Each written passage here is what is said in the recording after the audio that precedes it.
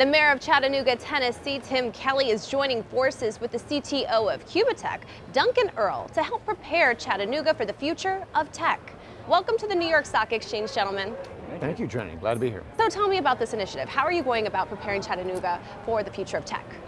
Well, Chattanooga has one of the original smart city, in fact, the first fiber network, municipally owned fiber network in the country, a 600 square mile fiber network that my predecessors as mayor 20 years ago we had built, and we've got still the world's fastest internet at 25 gigs, and that infrastructure paved the way for some quantum research that Duncan's doing in Chattanooga. Tell me about that quantum research. So quantum technology, it's really poised to disrupt many different types of industry in communications and computing and in sensing. And so about 5 years ago, my company Qubitekk, we were doing work for the Department of Energy.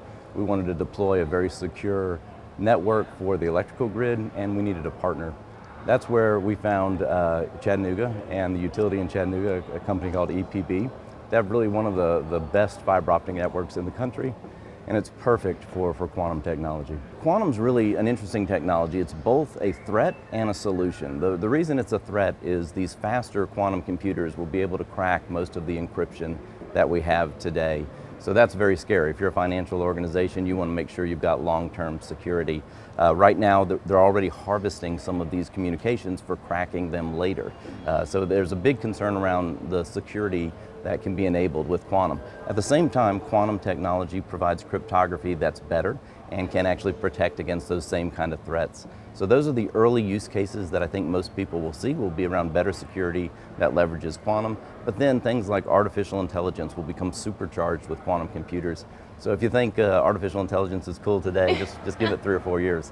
It'll really take it up another notch. We're just figuring it out, but what's starting in Chattanooga can be a template for the rest of the country, and we hope others will follow it. We'll have lots of little networks that pop up that are quantum capable, and eventually they'll tie together to make a quantum internet. I was going to say, as the mayor, how does that make you feel spearheading such an initiative that maybe the nation will follow? Well, it is a nationally important phenomenon, and would be possible if we didn't own the fiber network, because we're able to offer that to researchers for commercial experimentation in a way that private networks can't do.